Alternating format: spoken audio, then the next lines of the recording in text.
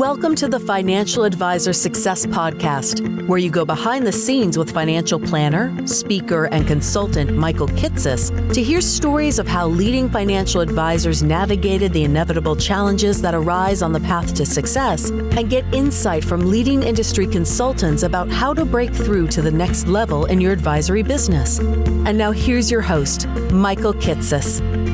Welcome, everyone. Welcome to the 458th episode of the Financial Advisor Success Podcast. My guest on today's podcast is Lisa Brown. Lisa is the president of Greenwood Gearhart, an RIA based in Fayetteville, Arkansas, that oversees approximately $1.8 billion in assets under management for 1,070 client households.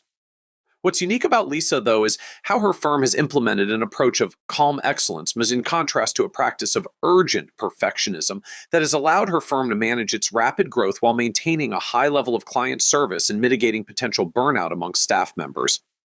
In this episode, we talk in depth about how Lisa's firm made the transition from being investment-centric to being planning-centric, helping it avoid fee compression and maintain the same fee schedule it's had for its 43-year history, how Lisa's firm experienced significant growth after developing its comprehensive planning model while also adding significant work for the firm's staff, and how Lisa found that striving for perfection in the planning process led to burnout amongst team members who sometimes would work past midnight trying to create the best possible plans and client experience.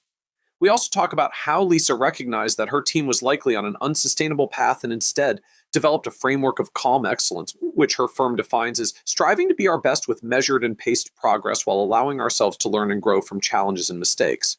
How Lisa's approach has her team focused primarily on what matters most to the client and what's going to move the needle for them, reducing the number of supposedly urgent tasks they face during the day, and how Lisa's calm excellence model has led to more efficient and fewer work hours for her staff and an element of mutual respect with clients, as both the firm and the clients focus on what's most important.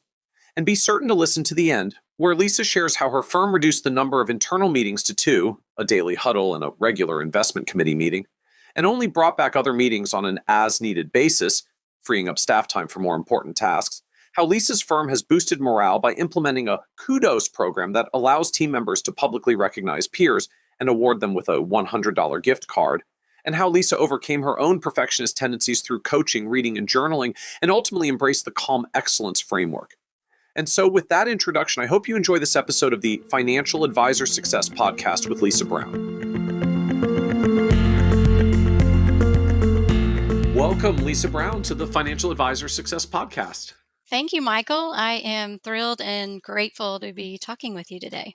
I'm really excited to have you on today and to get to talk about what I can only think of as just the challenges of perfectionism as a financial advisor. I mean, I have trouble even a little bit saying that because perfectionism itself, like that's a very loaded word. It sort of implies like a level of perfection effort beyond what was actually necessary or appropriate. Like there's not really like a good description of someone like you're a perfectionist because you're doing the exact right level of perfection focus. It's usually got a negative connotation. But when it comes to service businesses like financial planning, I mean, for a lot of us, there really is no such thing as giving a client too much good service. Like how do you argue against giving great service to clients and going out of your way to truly serve them as best we can? With the caveat that if you do that too long or to too much of an extreme, like eventually it creates sustainability problems for the firm. Like too much perfectionism leads to burnout. It can lead to rising costs to do all the work that is perfected to the nth degree, which if we can't charge clients more for all that extra work, eventually it undermines the profitability or even just like the economic viability of the firm because staffing costs go up to beyond what clients are willing to pay. And to even just like when the standards of client service are high in the first place, it's also not easy to adjust because you can't just come in and say like, hey, let's stop working so hard for clients. We don't want you to burn yourself out. Like easy to say, very not easy to do when serving clients as well is deeply ingrained into the culture of the firm.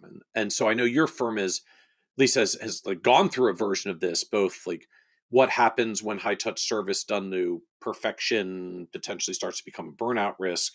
And then how do you actually recalibrate away from less than perfect without undermining quality or like the culture of serving clients really well? So I'm really excited to talk about like how we as conscientious, service-minded advisors, like try to find this balance between great service that we want to give and the risks of over servicing and the burnout that can result. Absolutely. And I'm thrilled to talk about it. We've lived it.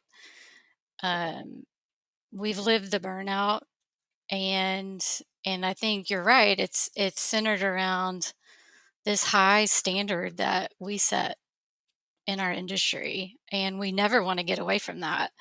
We've just got to learn the art of discerning what's meeting the standard and what's over serving or overproducing. We have 4 core values in our firm, and I think that's a great starting place for identifying how we've helped to manage it. It's client focus, excellence, integrity, and fulfillment. And fulfillment is the one we've really focused on in terms of this conversation. Obviously, the excellence pieces as well. But fulfillment to us means we're fulfilling client lives. We're helping them ultimately meet their goals, but we're also helping our team members live fulfilled lives. We're not robots, we're humans. And probably a couple of years ago, we really started seeing a lack of team members experiencing fulfillment. We saw the burnout. We saw maybe lack of motivation. And we started to dig in and understand what that means. And I think our job in leadership is to reconcile when you don't see the way we're living actually aligning with the values we say we have. And so we took some time to own the fact that we'd probably set those standards, and then really start having one-on-one conversations with team members where we saw those acute symptoms start to crop up so that we could understand what was happening and then hopefully help to guide the ship in a different direction. So I want to dig in. Well, I want to dig into that a lot further to understand what was going on. But maybe just as a brief starting point, can you just paint a little bit of a picture for us of the advisory firm overall as it exists today, of clients or AUM or revenue or staff, like just so we have some overall context for the business to then understand more of what was going on and how burnout and related issues were starting to show up. Sure. We have today about 1.8 billion in assets under management. We serve about 1,070 families in 38 states. We have 25 team members, all client-facing roles. For a little context, over the last 7 years, our average AUM growth has been about 22%. So I think that can point to some of the drive behind the perfectionism and the growth engine that we've had. Because ironically, it was working. Like Yes, you were serving people really, really well and going over the top and like, yay, they're referring us and we're growing. But wow, this is a lot of work. absolutely. And I don't think you would talk to any client who, hopefully you won't, that has been unhappy in that time frame. We maybe just have overserved in an effort to sustain the growth and meet those high service standards. So, uh, can you explain a little bit more of just the 25 team members, like who's organized where or how? Like what are those roles, or at least like departments? We don't have to do every single one of the 25 people, but like departmentally, how's the organization structured? We've structured it in terms of a centralized investment management team, and there's 4 team members there. Uh, Part of our new strategic initiative that we've implemented this year actually means we have 3 different business units in terms of clients, and those are family office, wealth management, and advisory. Okay. Under those business units, we have a 5-person advisor team in addition to myself and Brock Gearhart. We have an accounting services team made up of 2 people. We have an associate and planning team made up of 4 team members. And then we have a client operations team with 6 team members. And then we also have an intern who's wonderful. So the as you framed it, three business units: family office, wealth management, and advisory. So can you explain a little bit more for us, like what those are, what the differences are? Yeah, family office is, more geared towards our higher net worth clients with more complex needs. Those clients typically have 10 million in assets under management or more and have a need beyond pure investment management and financial planning. We have a lot of clients with 10 million under management who don't have more complex needs, and so they wouldn't necessarily fall in that business unit. Typically, the clients in that unit need accounting services facilitation, estate facilitation, alternative investment options, and more coordination, maybe even some concierge services. Our wealth management clients, those typically, fit in the $1 to $10 million in assets under management range. But really, again, there we're identifying client need where they're needing comprehensive financial planning and investment management. And then our advisory clients typically have less than a million under management. They have some planning needs, maybe even maybe in an emerging wealth builder client profile. And so we're trying to meet their needs in a different way. And that segmenting the business, as I mentioned, is new to us, but we think it's an important part of really getting our team and our work focused on delivering the right things to the right clients. So how does fee structure work across these business units? Right now, our fee schedule is the same across the business, and it's the same as it was in 1982 when our doors opened. It's a standard asset under management fee starting at 1% and then tiering down from there. So starts at 1%. Where do you start tiering down? At 10 million and then 20 million. Oh, so you're essentially like 1% straight through up to 10 million before you hit the first Correct. break point. hmm And then how far do you drop down when you get there? It goes down to 75 basis points, then 50 basis points, then 25. But it's a tiered. For example, the first million under any client would pay that 1% fee, and then it would adjust down as you hit different break points. So if I'm 11 million, I'm still paying 1% on my first 10. My 0.75 is just like the last 1 million that's across the line. Correct. Okay. Okay. And I'm just fascinated by that. So, is that like literally the same fee schedule as when the firm opened in 1982? Like it was 1% then and you haven't had to change it? It is, which I think is incredible. And I attribute our founder. She was a visionary, and we've been a pure RIA since the day we opened, a full fiduciary, the same fee schedule. I look at where the industry is going today and where she was 43 years ago, and we've held true to those principles. I just chuckle as I hear it. We've spent, I mean, we've basically, like 1982, right? Um, uh, like the firm is founded and the first personal computers start showing up, which were supposed to utterly completely change the world, and kind of did. And you have like 43 years of the most unimaginably tremendous evolution of computers to anyone you would have talked to in 1982, that I think anyone back then would have said will like obliterate fee schedules and cause mass fee compression. And you're like, nope, same fee schedule as 1982. Hasn't changed. I would say the difference is, and we could look at the timeline in 2016 when I returned to the firm. Um, we were so concerned with fee compression and really challenged ourselves to say, hey, what are we going to do that's going to add more value to our relationships? If investment management is becoming, more commoditized, even, some planning, it's what's going to add more value.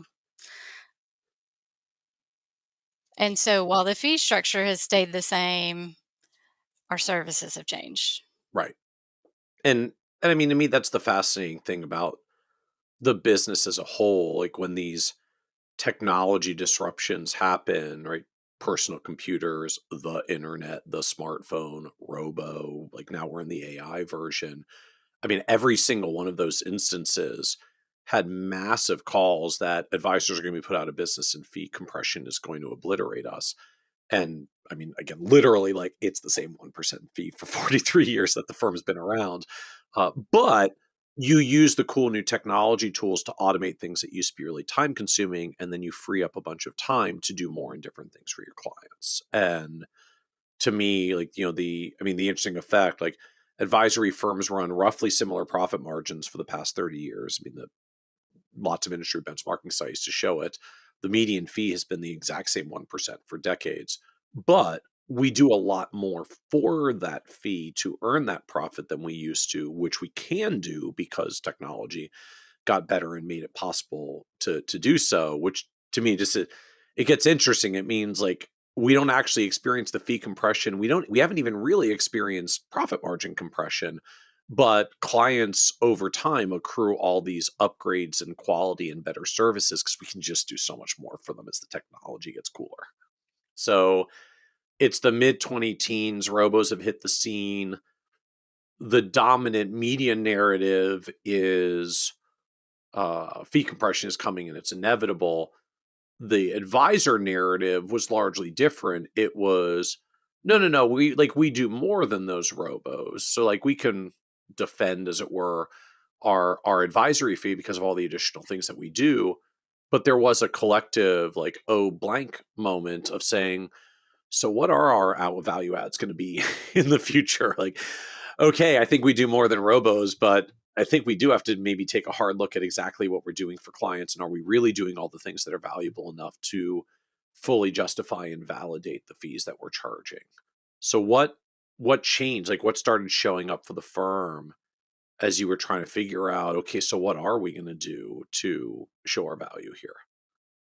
Our first phase of the firm, really until, the early 2010 to 2016 range, was pure investment management and money management. And to your point, that's when we were really having the conversations about where are we adding value to client relationships. And in 2016, when I returned to the firm, it was everybody needs a financial plan. That's our answer.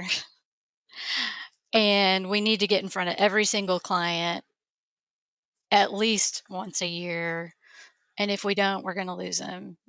Maybe that's a little extreme, but that's the avenue we started taking. Um, Okay. Which regardless of I think a lot of us went through that. Yeah.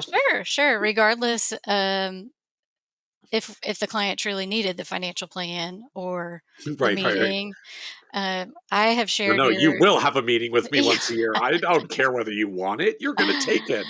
It's like the annual physical with the doctor or the dentist. Like, come on, you have to Not do it. everybody wants that. Your episode on Kitsis and Carl of are we trying to justify our fees or are we delivering true value? I can't tell you how many times I've shared that because that all ties to this conversation we're having today. It's why are we doing this? But it was all with really great intention, Oh, and absolutely. clients responded to it beautifully.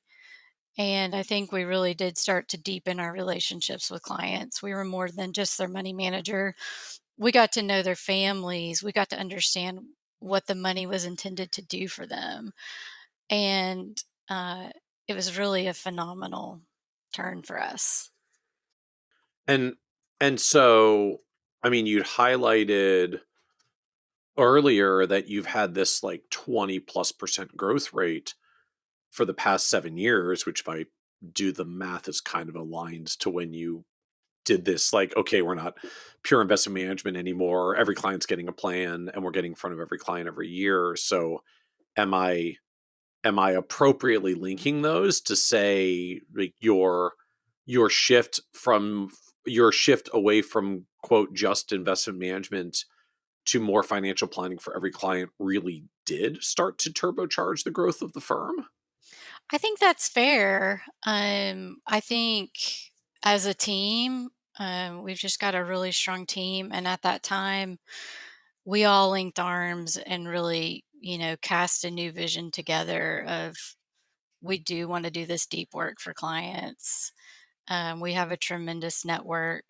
Um, Prior to 2024, all the growth was organic. We've had one acquisition in our story. So, in a lot of ways, yes, it was a launching pad. We refer to it as the secret sauce. And I think a lot of it was just bringing our collective talents together as a team and really figuring out that we wanted to do the deeper work. So, so then what came next as you started or continued down this path?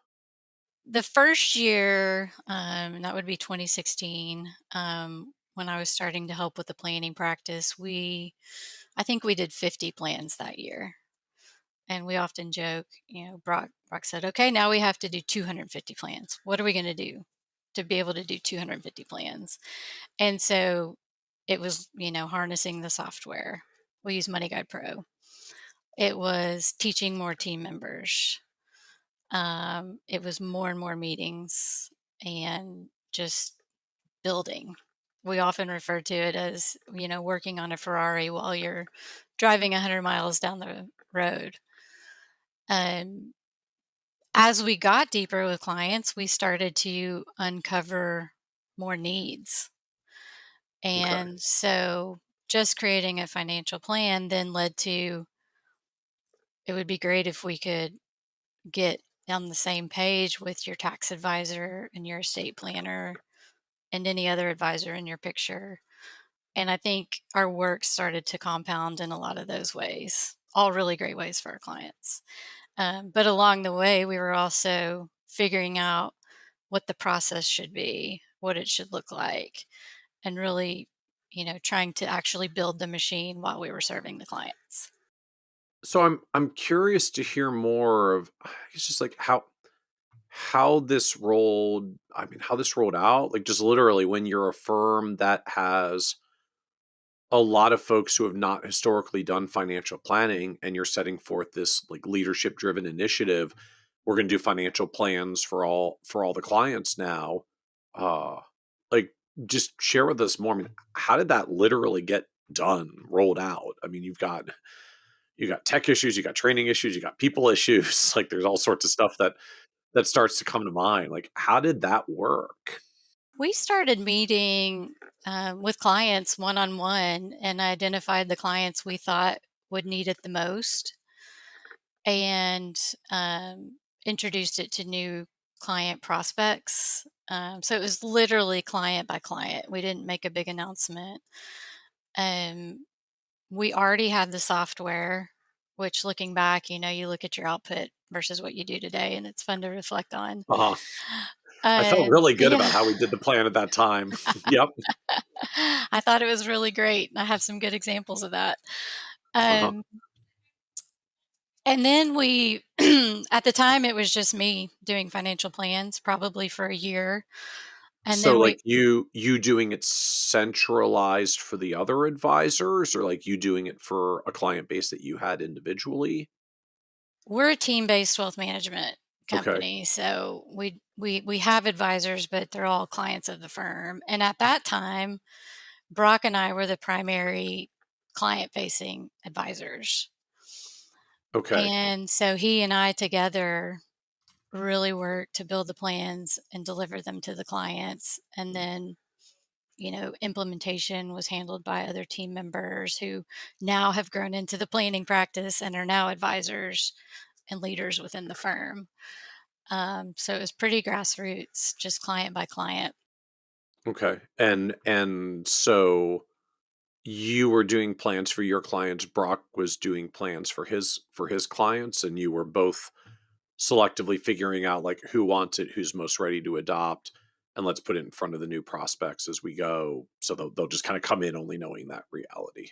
Right, right. Except the Okay. difference is Brock and I together were doing the plans for each client. Okay. I was more of the, put it in the software, get the output going, and then Okay. we'd present it together.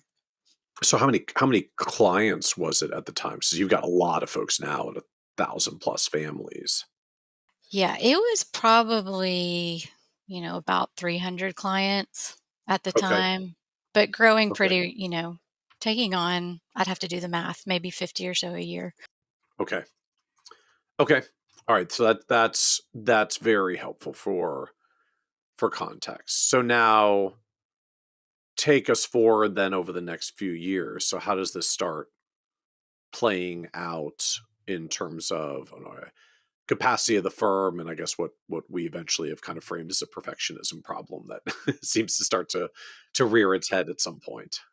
Yeah, I think as client needs became more complex, as we started building in the accounting services, especially because we were doing a lot of facilitation work between tax professionals and our clients. We like to serve as the middleman when we can.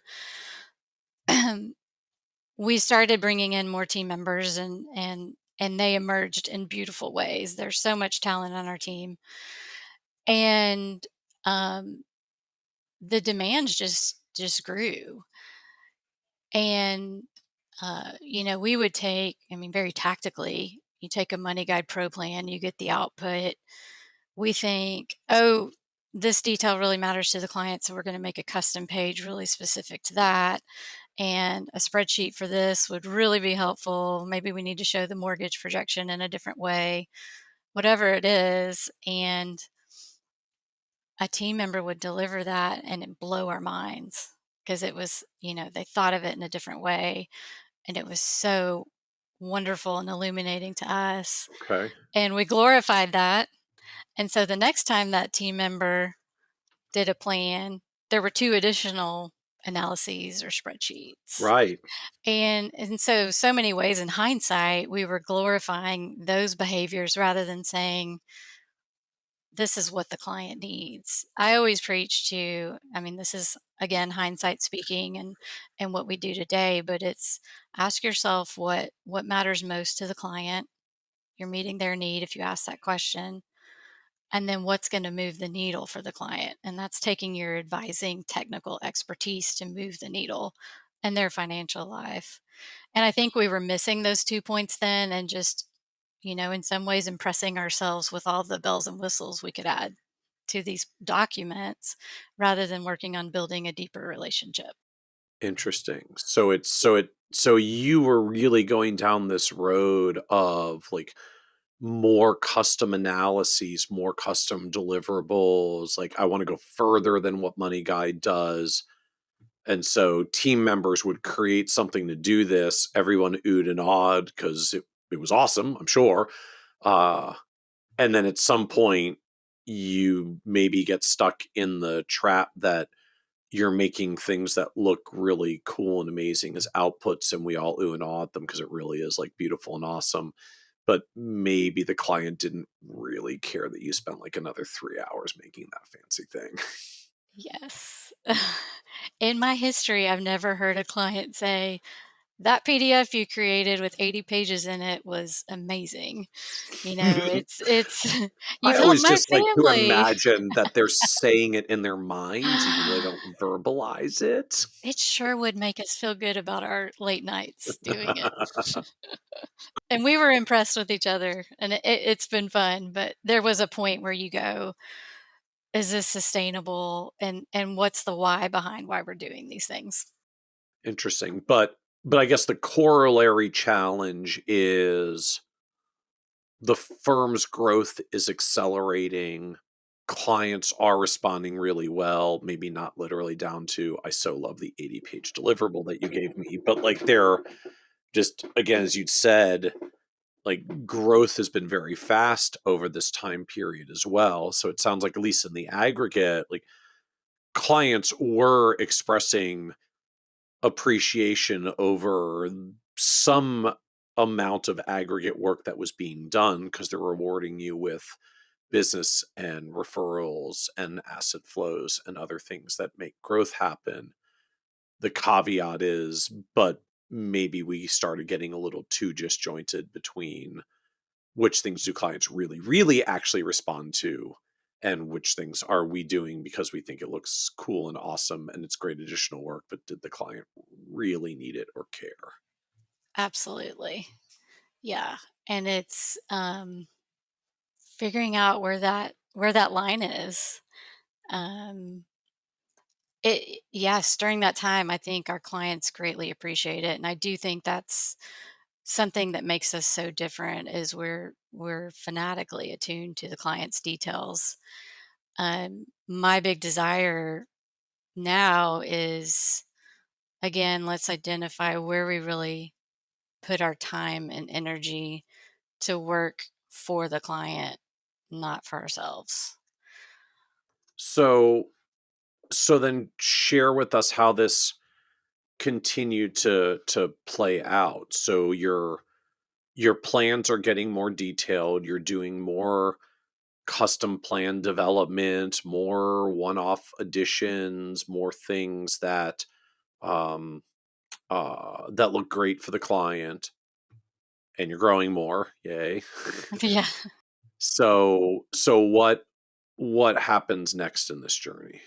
The growth continues. Our clients seem very happy. And there's a couple of things that happened. One, again, we start to see symptoms of burnout. We've Which shows up how for you? It's sending emails at 2 a.m. and coming in exhausted. It's working on documents, client presentations 15 minutes after the client meeting has started. To me, that's a big symptom. That tells me you didn't have time or energy to do it the day before, the week before. Um, it's maybe going down rabbit holes in tax returns and creating disjointed conversations among the team about where we need to spend time and what's important. Um, Sometimes it's lack of motivation, like we were seeing things like that, or lack of alignment with our vision, maybe. Um, and again, I think every single team member had great intentions, and the results we produced were great. Um, Well, that's what makes it like, that's what makes the whole thing so insidious to me. Like, just we're a service business that attracts service-minded people who are very conscientious of others and like and want to serve, and we go and serve clients who respond well to being served well. Like, just it's almost freaking addictive of, I'm doing all the servicey things and I'm getting good outcomes. Like, who quits that race? That sounds awesome. no Un one until you have no time left. Right, until in the aggregate, it adds up uh, to problem. One chocolate bar is yummy, chocolate all day, every day gets less yummy after a while. Exactly. Exactly. And we started seeing people just, we think it's fun to work here. Culture is, one of our key priorities. And when it stops being fun for whatever reason, then, you know, we want to talk about it. I think the other factor that we started experiencing is, we needed to grow our team, because we, did experience compression in terms of time and resources to serve our existing client base and our growing client base. Um, and when you're so nuanced and customized in what you deliver to clients, it's really hard to train and institutionalize that work. And so a lot of these things became more apparent when we were bringing new team members on board and really trying to make, spread our work across the team. Oh, so all the one-off customizations, right? Bob comes up with a really cool way to visualize a client's mortgage payoff, and everybody loves Bob's mortgage tool, but now Bob's the only one who can make that for clients because that's Bob's thing in Bob's special spreadsheet that others haven't built and aren't trained on. And you like multiply that against everybody's specialized one-off, and now you've got really cool things that are all bottlenecked around individual builders. Right. And, I'll take ownership of making it even more fun for everybody because I love process and I love procedure. Yeah. And Yeah. we tried to create a process for all of that. And if this client had this one specialized thing, we're creating a firm-wide process to address it if it ever happens. And, So you were mindful to try to systematize these things as you went. we were, probably to a Is f to a fault. obviously so well. So explain that further. So I mean, in theory, creating process around this is how we manage this as a large growing firm. And the way you're saying it, it sounds like that didn't go well. So what didn't work about trying to process and systematize this as you went? I think the biggest thing that didn't work is the way we built the processes, and we made them so complex and down to the detail. Um, and so it was never gonna be repeatable across a client because it was so specific to one client. And again, that was in an effort to cover every single possible detail. I heard somebody say one time, "Don't code for the error." And we're living by that now. But at the time, we were trying to code for every possible error. And Oh, it was so in hard to teach and hard to replicate. okay. So you didn't just make the process for like, here's how we do a mortgage analysis. Like this maybe is the best example. It's like, here's how we do a mortgage analysis, and then here's the thing we use if there's a second loan, and then here's what we do if there's a home equity line, and then here's what we also do if it's a jumbo loan, and then here's what we do if they've got a private mortgage, and like you start adding these layers, and now you don't have a simple process. You have like a multi-conditional branching Yes. process thing that is technically accurate, but hard to follow and hard to train on. Yes. Yes. And, speaking to systems, we tried to build that on a CRM that wasn't a great fit for us. And, that compounded it because we were trying to also engineer the software to serve the processes. So then, like, I'm just fascinated of all the ways this is playing out. So keep taking us down this journey. So we start doing planning, then we want to do more planning, then we get great team members who do deeper, fancier planning. That goes great. We ooh and ah about it, but it's taking more time. So we try to make process around it. But because the plans are comprehensive and everybody has a really high attention to detail, now the processes are getting pretty complex and hard to manage and train on because I'm assuming like they're long and there's lots of conditionals, if this then that kinds of things going on. So it gets harder. So then what what comes next in this journey? We cry uncle.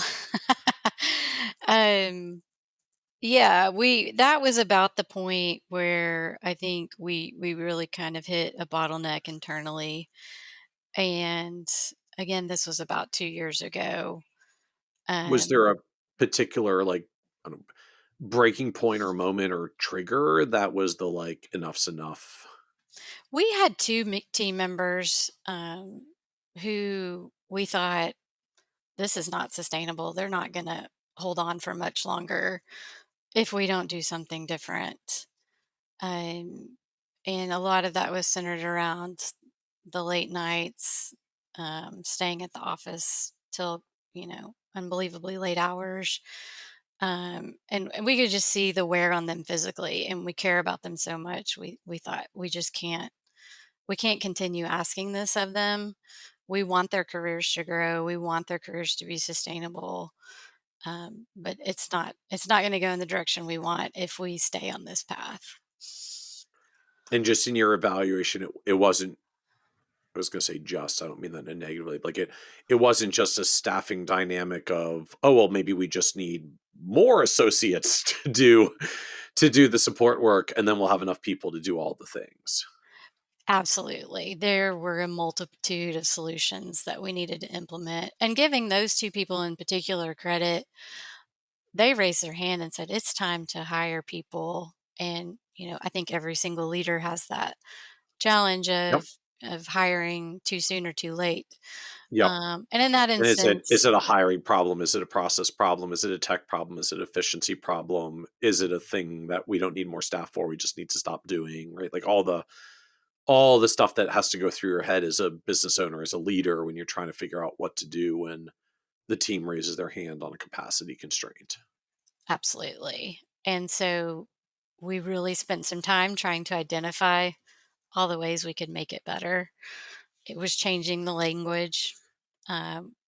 Not too far into the process, we removed all internal meetings from the calendar. We were taking so much time away from people doing client work again to have internal meetings. We just didn't need them. You you took all internal meetings off the calendar? We did an experiment. Our one sacred meeting, well, we have two sacred meetings. Okay. The first one being our daily huddle. We do it Monday through Thursday every morning at 9 a.m. And we started that during COVID when we were all spread out, but we all get onto Teams. We do a market update. We talk about important money movement for different client relationships that's happening that day. And then we go through the prior day's calendar to debrief on client meetings and then set the stage for the current day client meeting so that everybody's aware. That's really sacred to us. So I'm fascinated. So is that firm wide? Is that like by advisory team? Like who's in that meeting? It is Or firm wide, the entire firm team. wide? Yep. So just the whole firm, we're hearing like, who did we see yesterday? Who's coming in today? So everybody's got some awareness as to what client stuff is happening. Yes. And the goal is to, we say we strive for the Ritz-Carlton experience. We want Yeah, yeah, everybody to yeah. know when clients are coming in. We want to stay connected to our client stories, especially when we're growing like we are. We get so bogged in work sometimes that we forget that there are real stories behind it. So I think that's really helped tremendously, in addition to just maintaining culture and rapport, especially as we're spread over different locations or, working from home that day, whatever the circumstance may be. So for multiple locations or virtual team, like you're still in this. You may be dialed in virtually, but everybody's in. Everybody's in. Yes. So And how? there's conflicts, not everybody Sure, can come sure. every day, but Yeah. that's the general standard for us. And how long does the meeting run? The goal is to make it 5 to 15 minutes.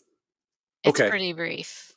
Okay. So this is not a long in-depth thing. This is brief market update, what's going on with, important client tasks like money movements. Who did we see yesterday that we have follow up on? Who are we seeing today? So everybody knows who's coming. Is there anything else that you cover as a standard part of that meeting, or like that's it and then everyone's on? Occasionally, it's a firm-wide update, usually from Brock or myself, if something important is going on at the leadership level. We used to have monthly all-team meetings, and we literally can't fit in one room anymore, and so we've shifted that to, updating on the huddle or maybe having a special team meeting. And then we also, proactively try to recognize team members on the huddle when we've seen them, displaying our values and doing exceptional client service. We have a kudos program, and we encourage the whole team to give each other kudos, and it's $100 gift card and accolades from the team, and that's always really fun for us. Wait, explain that more. How does that work? It's as simple as that. We call it the kudos program. And so, just yesterday, Jet on our team recognized Mason because he took a tough client experience and communicated well with the client and took good care of him, start to finish. And so we recognize that. We give him $100 gift card, so hopefully they can go out to dinner or do something fun with it, and celebrate that across the team. And so how often do those happen? I mean, is that like every day someone's kudoing someone? Is that like culturally, hey, this comes up every week or two, that there's something significant enough that we do this? Like what's the expectation around it? I'm going to borrow kudoing as my new verb. I love that. Oh yeah, yeah, Uh, yeah, absolutely. I love, as many I people know, I love making up words. there's not enough kudoing in my opinion, but we're trying to feed it more and more. I would say on average it's weekly, Okay. just depending on the time, but it's really a fun way to celebrate.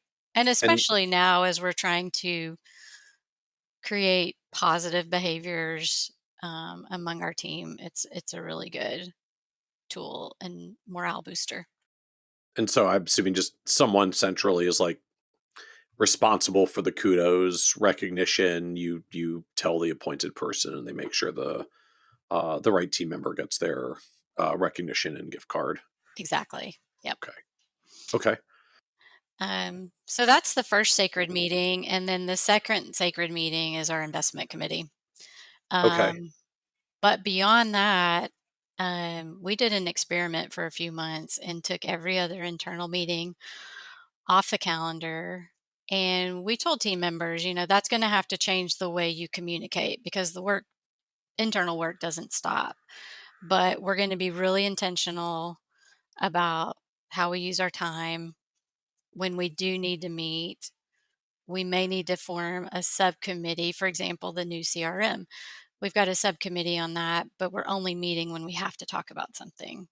We don't have this set weekly cadence like we would have done in the past. Um, Setting timelines, having more meeting structure when you do have a meeting, because we were robbing ourselves of time, and there would be instances where we'd have a 1 hour internal meeting, and we like each other so much we'd stay behind for another hour and just shoot the breeze on a certain technology or other idea. And um, that was just one of the many things that we saw we could do to help the team.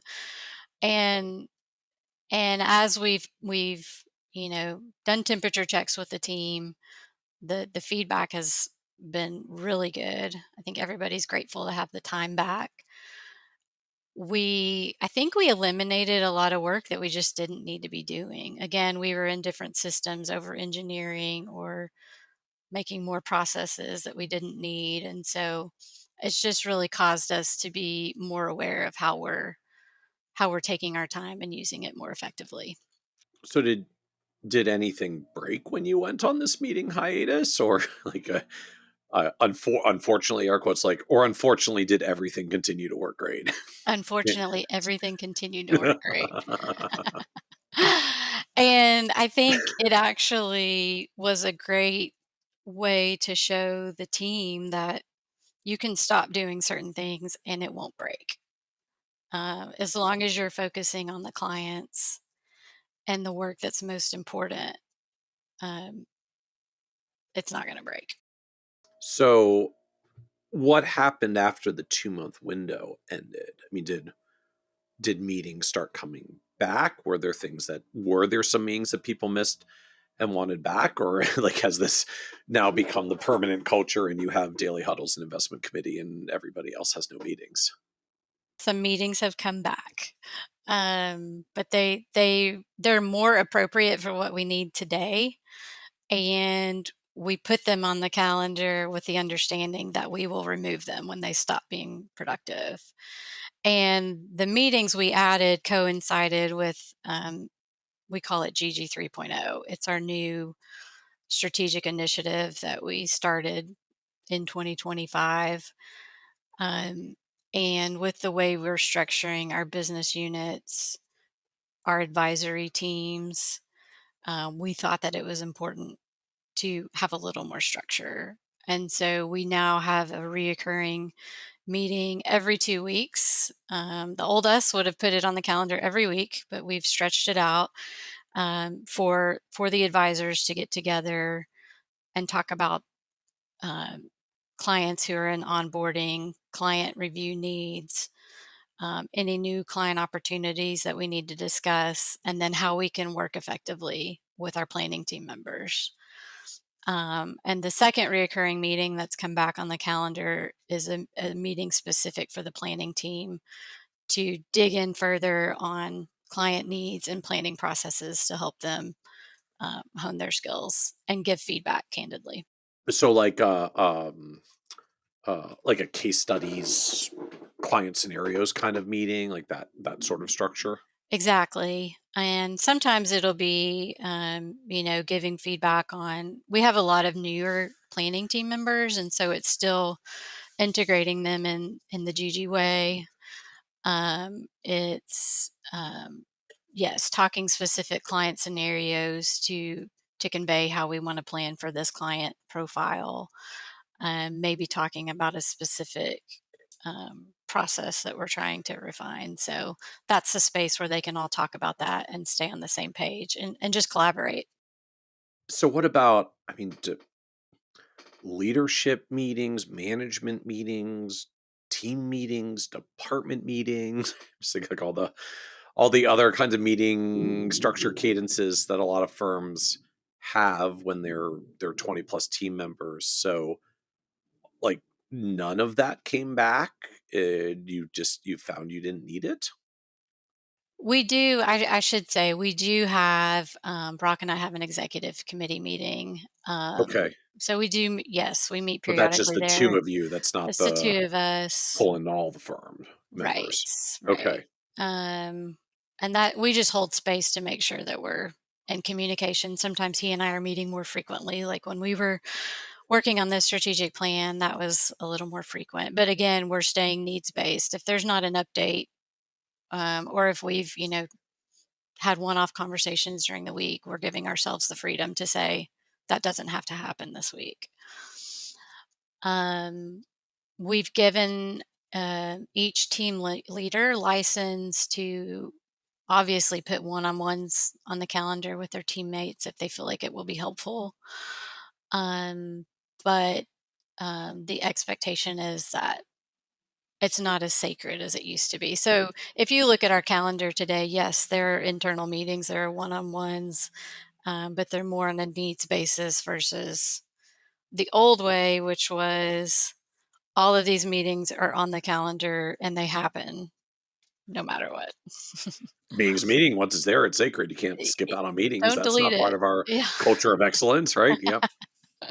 So, so what else changed? I mean, it sounds like just you, right? You got to this. We're doing planning. We're doing more planning. It's customized. It's more customized.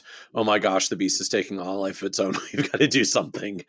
So, so me like the taking a sledgehammer to meetings is sort of one big change to reset. So what else changed to try to manage to this hyper customization, perfectionism, client service thing that had cropped up? We've rolled out the calm excellence conversation, and that was very intentional with the team. And I would say that's the biggest catalyst of change. So what is the calm excellence conversation? So we sat down, and a lot of this, very transparently ties to my personal journey with perfectionism. I'm the Enneagram One, textbook. And so, really, about 8 years ago, I started really digging into that and trying to understand it so that For those who don't know Enneagram, just can you explain what an Enneagram one is? an Enneagram One is in many textbooks, it says the perfectionist. It's Okay. that's the word. I think the new phrase is we're the improvers, the constant improvers, which I think is a little Okay. more friendly. That's a little bit more of a friendly way of putting it. Sure, Yes, sure. yes, but it's high justice, it's structure, it's, you thrive on doing the right thing all the time. Um, and so, you know, I embody that. I had to learn about it because um, I always thought being a perfectionist was good. And then I started to experience my own symptoms of burnout. Especially it was 2017, I had my third child. I had just received a promotion here. And I thought, okay, I can't go at this pace forever. So I still really started to understand it so that I could, maintain a sustainable life with career, family, all of the things that were in my world. And so I would say I backed into the calm excellence because what I identified was happening with the team is what I referred to as urgent perfectionism. There was a lot of urgency with our work, and we were seeking to achieve a standard that was impossible. and it was counterproductive. I think it was defeating in a lot of ways, and it just wasn't helping people actually live those fulfilled lives. Um, and so I sat down one day and I thought, okay, what's the counter to urgent perfectionism? It's calm excellence. And just backed into the Okay. words I wanted to use. And I made a little chart, and at the top was a band that said urgent perfectionism. In the middle is what I called the band of excellence. And at the bottom was, you know, our competitors that may not exemplify the behaviors that would meet our standards. Ooh. So these are literally like stacked on top of each other. So I'm noticing like, there's a step between urgent perfectionism and still being better than everybody else.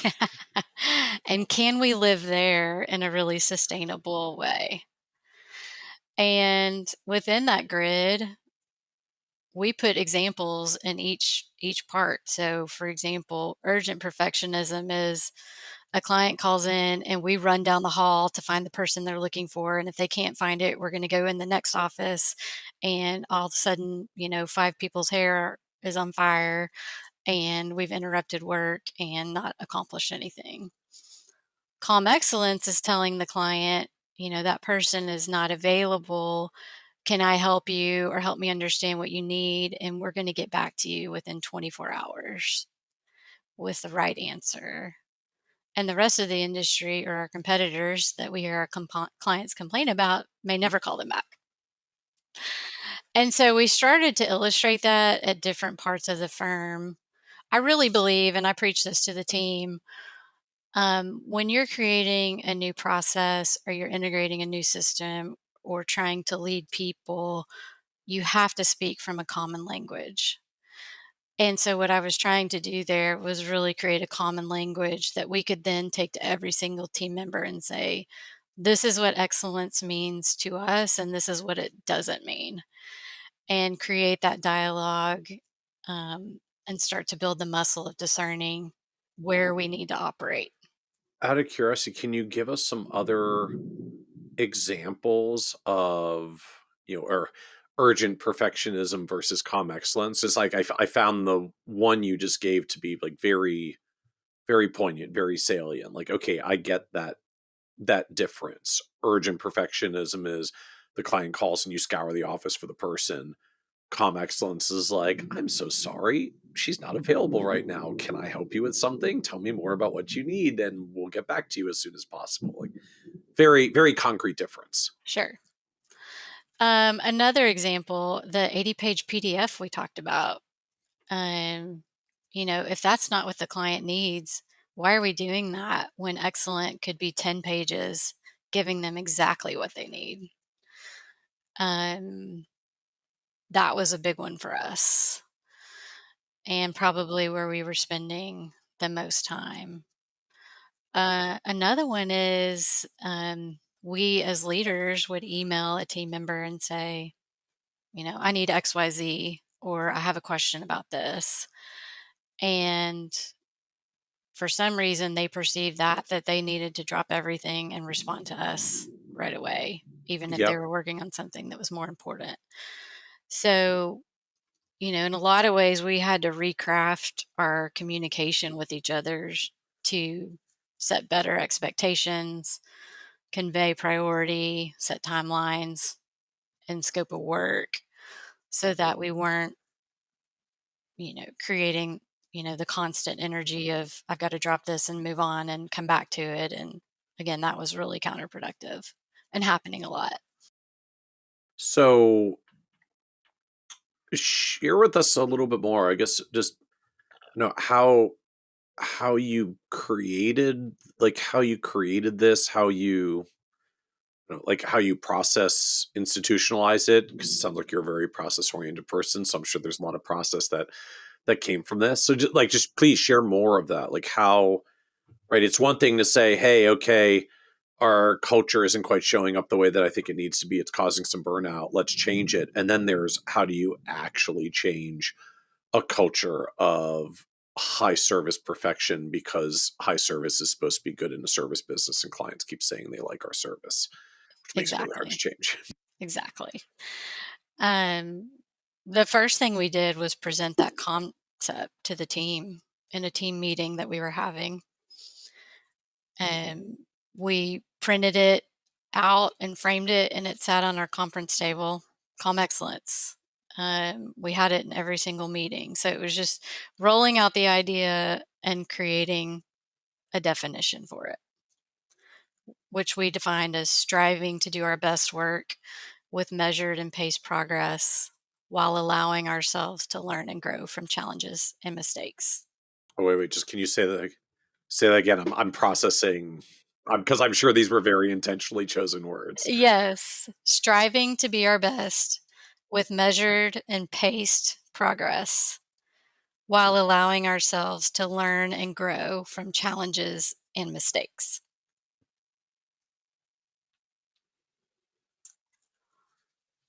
So we rolled it out to the team.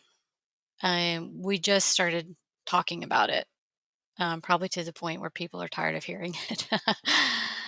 We put it on our growth and development plan that we do with team members every single year and review quarterly, along with our purpose, vision, and values, so that we could all stay centered on what matters the most.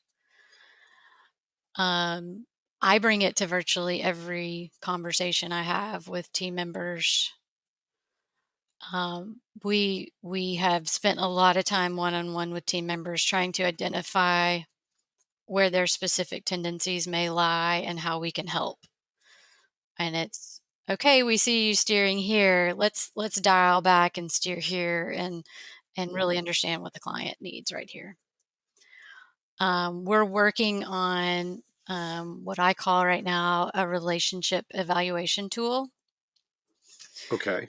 What's that? It's relatively new to us, but the goal is again to dial in on those two questions: what matters most to the client and what moves the needle. And so it's a one sheeter. And when we're either at the onset of a relationship or on the cusp of an annual review, this is typically with our more complex clients. We have each part of the business listed, a note section, to identify the client need there. So, tax, estate, investments, planning, whatever it is. Then we just simply rate um, in one column, how important is this to the client? Um, and then we're identifying, you know, how working in that area is going to move the needle for the client.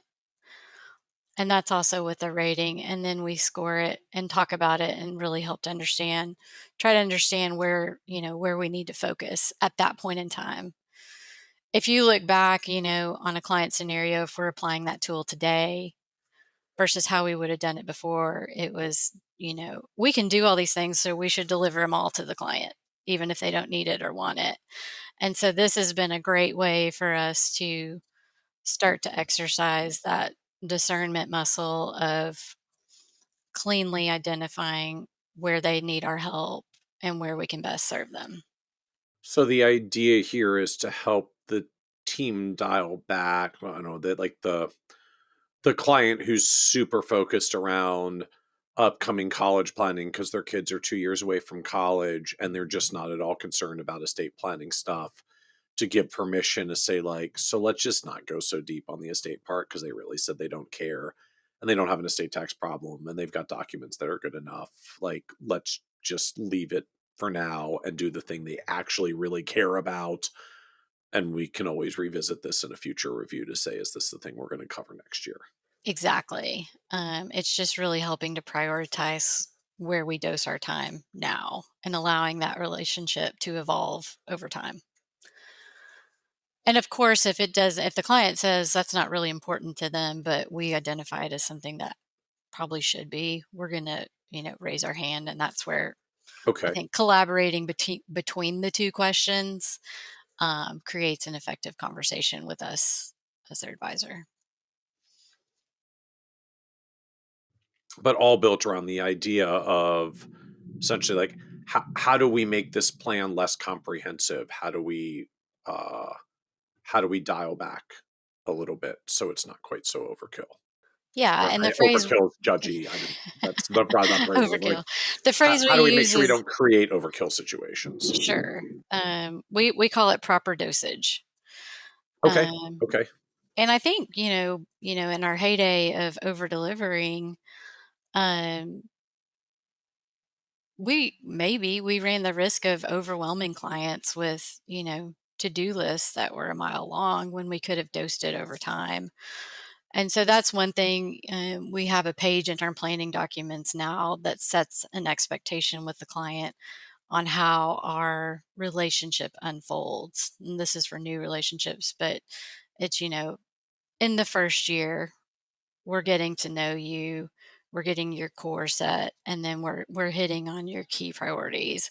And in the second year, we see these things as being your next priorities, and we'll really dig in there.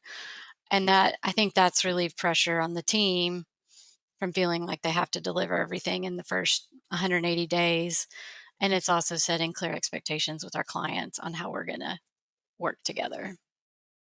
I like the I like the framing of that because again, I'm envisioning those of us who want to do all the things for all the clients because I, see the need and I can't unsee what I've seen. And how is a comprehensive plan not comprehensive if I don't check all of these boxes? That is that like that metaphor, right? This is a dosage thing. Like we're not going to give we're not going to avoid giving them the medicine. We're just trying to give it in the proper doses. So it's okay in a dosing conversation to say, here's the portion that we're going to do this year, and here's the portion we're going to dose into next year. So it's all there. It's all on the roadmap. We're going to do all the things. We're Uh, covering it. we're covering it. We're not leaving stones unturned, but we can acknowledge, like, okay, but these are the parts that the client actually cares about. These are the parts that move the needle for the clients. These are the things they want to cover. This is what we can reasonably dose and not overwhelm ourselves or the client. And that should be good because by definition, we made sure we're hitting the most important things first. Right. And I think the result is that on the things we are prioritizing, we're able to give the right amount of attention and energy to, and hopefully producing better results. So, so now share with us more, like, how has this played out in the firm as you've done this? I think we've just seen tremendous progress. I've seen a lot of exhaling. The very tangible things, we're not getting 2 a.m. emails like we were from team members. I'm not seeing the alarm set at midnight. I check in with team members periodically, and I've heard things like I'm able to do more thoughtful work for clients. Okay. Um, I I called the client and had a really great conversation, but I didn't force them to come in for a meeting, and that was a really great result. One team member told me that um, he felt like it had created an element of mutual respect with clients, and to me, that was really powerful. We went from, in our minds, being their service provider that had to, hop to and be really urgent in our responses to, no, we have a partnership and we're professionals operating at the top of our game, and we have a mutual respect with how we're going to work together. Um, I've heard feedback that there's less paralysis, you know, paralysis by analysis. I think that's a great byproduct. Um, I've also heard, and I think this is helpful, that where the urgent perfectionism probably compounded among the team members because a lot of us have those tendencies, and it was just, the power of compounding. Yep. The calmness that we have tried to build in has also compounded in a really productive way. And to me, if we're achieving that, that's tremendous. And if we're allowing ourselves to stay aware as we operate daily, whether it's in client relationships or internal projects, we're going to compound our time and energy, and we're going to deliver better value to the clients. And hopefully, we have greater sustainability. So, Lisa, like with all of this rolling out, I guess I'm also curious, like, were there holdouts? I mean, were there people who didn't quite fully get on board? I don't know, maybe like they don't want to sacrifice the perfectionism, or I mean, just more practically, like, yeah, sounds good, and then they slip right back into the old habits that were creating all the problems in the first place. I How think, hard was it to really get and sustain adoption? sure. I think the majority of the team welcomed it and knew that um, it was time to think about things a little differently, um, because we're all different, and because our team members are so wonderful. Yes, it was hard to modify some behaviors, and it's been an ongoing exercise to make sure we're helping to coach team members and according to what they uniquely need in terms of maybe helping to modify time and energy. Um, and so I think it was welcome, but also it has taken some specific efforts to make sure we're guiding in the right ways. Can you, I guess, just give us a little bit more context around that? I mean, it's like, what does it mean to help them modify their time and and energy? Like, what shows up that's still a problem, and how do you actually try to remedy it? The most visible part is still in client work. If you get a new client on board, or prospect in front of you, um, we're very intentional now after the initial meeting to have a debrief with whoever's involved in the relationship, and usually a member of the leadership team is in that meeting, where we can say, what are you thinking, what's the deliverable, and then we can give immediate feedback into, yes, yes, spend your time on that, don't spend your time on this. um, I think where it shows up is in that really detailed analytical work that we're also good at, that just doesn't always need to happen. Like maybe it's a tax scenario that our tax partner should actually spend the time on versus us spending the time on it, and helping to frame up how we can be an advocate and a leader for the client in that scenario versus doing the work. But so I guess it sounds though like part of the structure now is advisor comes out of a meeting with a new client, and there still is like a moment of check in with someone more senior to say, okay, no, but really, which things are we going to do for the client here, and which things are we not going to do for the client here? And like that's a conversation rather than an automatic. We signed the client, so we're going to do all the things that's in the all comprehensive plan automatically. Exactly. um, that's a checkpoint now. um, And that's a great phrase. We've put more checkpoints in place. There's a checkpoint if the client commits and how we're actually going to handle implementation. And so it's making sure we've got those mechanisms in place to guide along the way.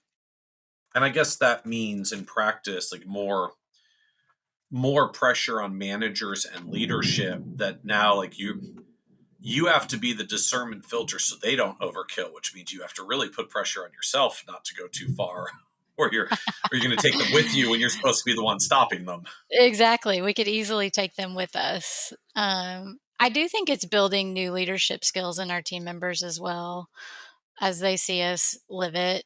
And they're starting to implement, some of our efforts, with their teams.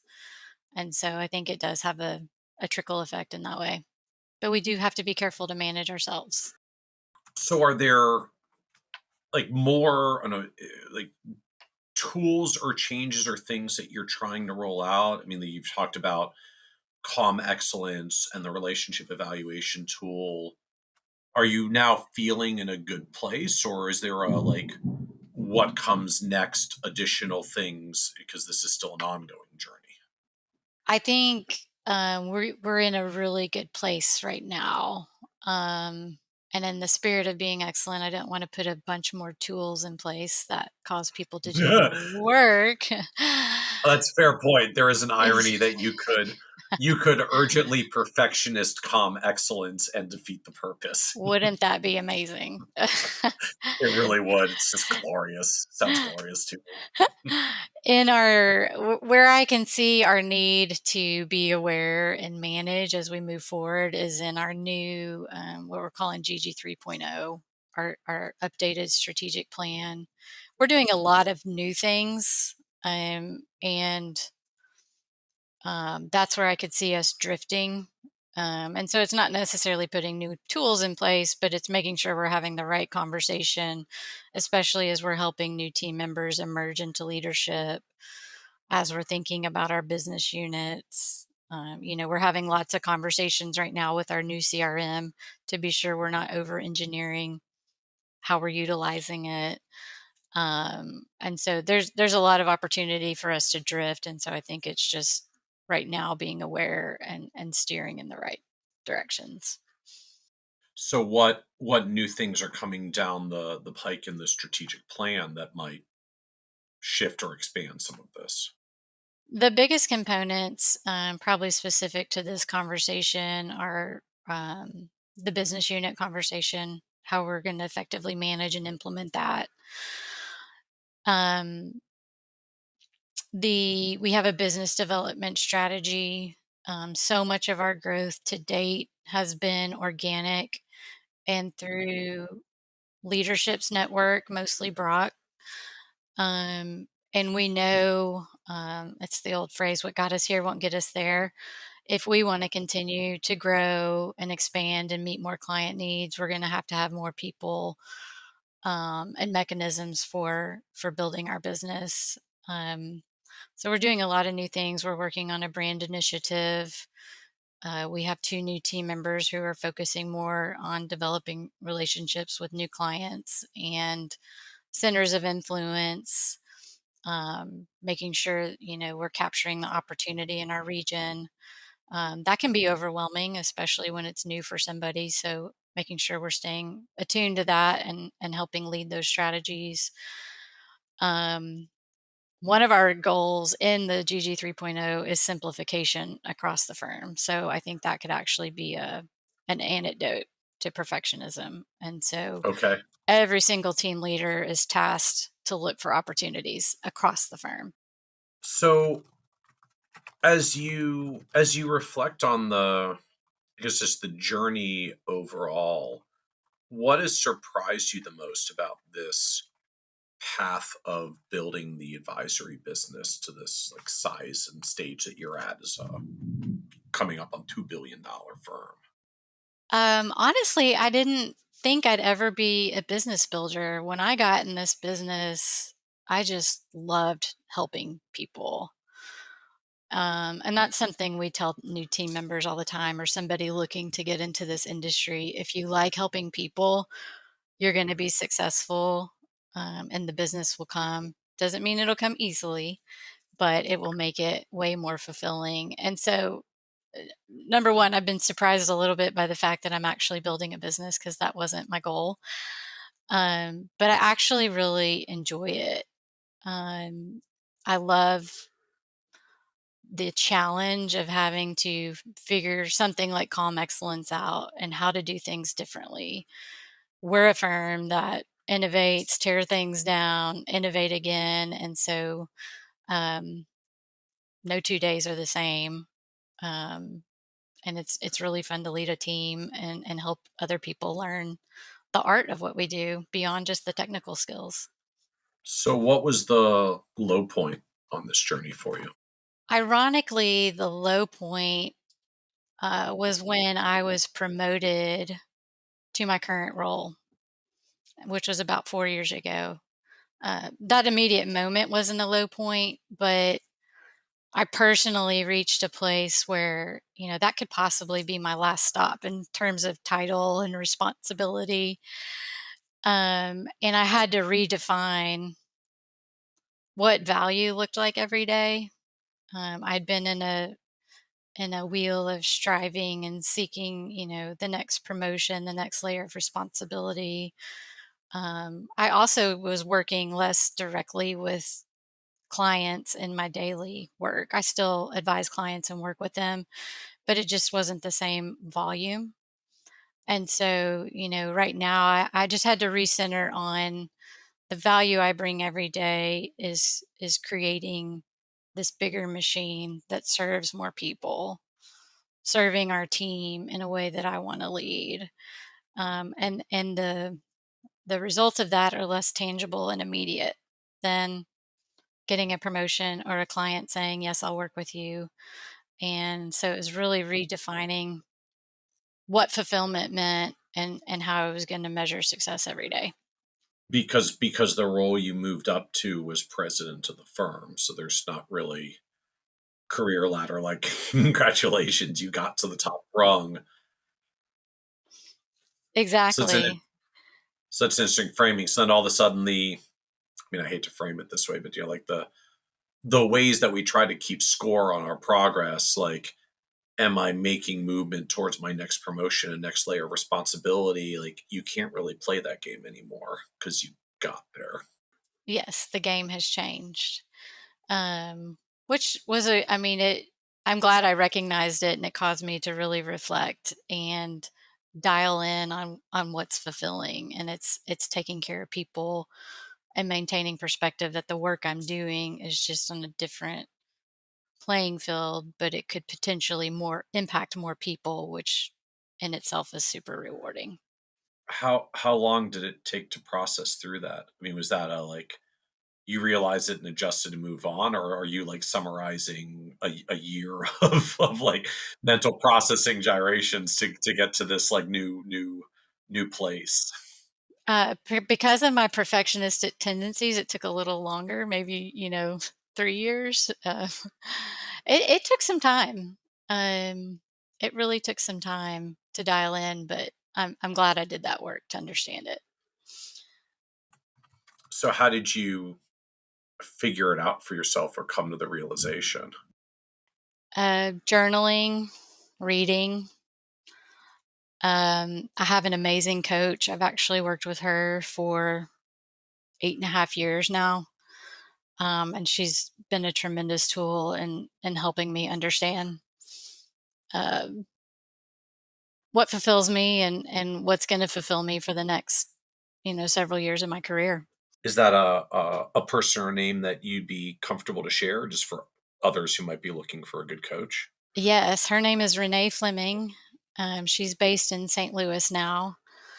Her practice is called Reset with Renee, and she's just a tremendously intuitive and a great coach who's really just guided me in deep ways. Any any books or other reading that were particular realizations or breakthroughs for you? The Gifts of Imperfection by Brene Brown. That's the book I read when I was first starting to understand perfectionism. And that book was truly life changing. I think all of her books are wonderful. Dare to Lead is another great book that she's written. Um, the Next Right Thing is a concept by Emily P. Freeman. Okay. She's also written How to Walk into a Room. I think I got that title right. Okay. But it's The Art of Discernment, and it's really good. Um, Countless others I love to read, but those are some really critical ones that have helped. So, like, what else do you know now you wish you could take back to like you a decade ago to have, I don't know, maybe better prepared for the journey?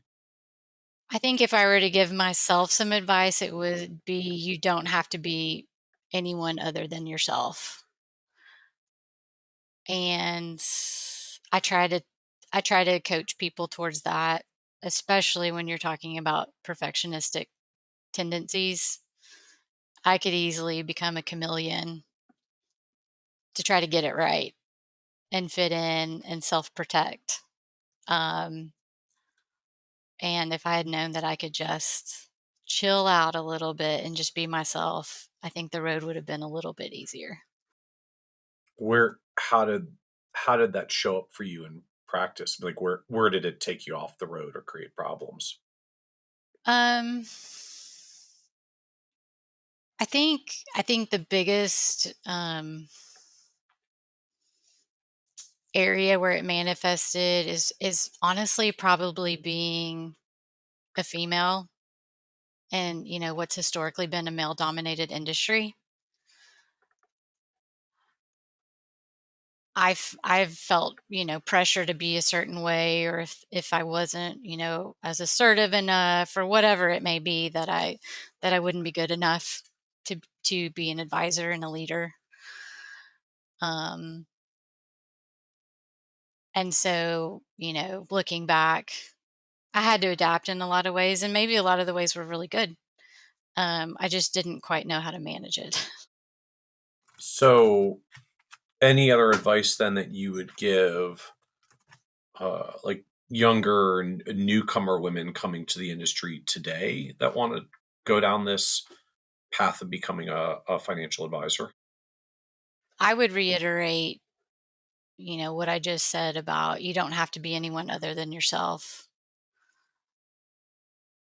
If you pair that with a focus on taking care of people and staying centered on that rather than being afraid of rejection or not getting something precisely right, I think you're going to leave energy to do better work for clients and enjoy the process a lot more.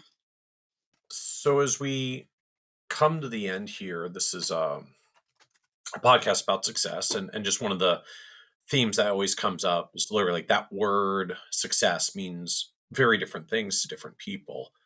And so, you've had this incredible career journey to the top of the firm, leading a firm that's now closing in on $2 billion. Like the business seems in a wonderful place. How do you define success personally for yourself at this point? Success to me is all about making sure that I maintain focus on my priorities, that I'm present for my children and my husband and my family, that I'm aligned with my values and living that every day. Um, it's not work-life balance because that's impossible. Many people say that, and I agree with it. Um, but it's staying focused on priorities, and making sure that I'm a wife and a mom first, and I'm also very responsible for a lot of client outcomes and trying to divide the pie in all the right ways on any given day, but making sure that I'm staying aligned to my values each step of the way. I really like that. I like the alignment theme, the alignment to priorities theme. Sure. And I think it's easy to get misaligned when you work in a fast moving, fast growing firm. Our industry creates tremendous opportunity for financial success. There's lots of potential distractions along the way. And I just never want to get, again, misaligned with what's most important to me as a person. I appreciate that. Appreciate that. Well, thank you, Lisa, for joining us on the Financial Advisor Success Podcast. Thank you, Michael. It's just been a true honor to be here. Thank you. Want even more ideas, tools, and resources on how to break through to the next level of success as a financial advisor? Check out the leading financial planning industry blog, Nerd's Eye View, at www.kitsis.com, where Michael covers the latest practice management trends and financial planning strategies. And by joining the members section, you can earn IMCA and CFP continuing education credits, along with exclusive member content. Get it all now at www.kitsis.com.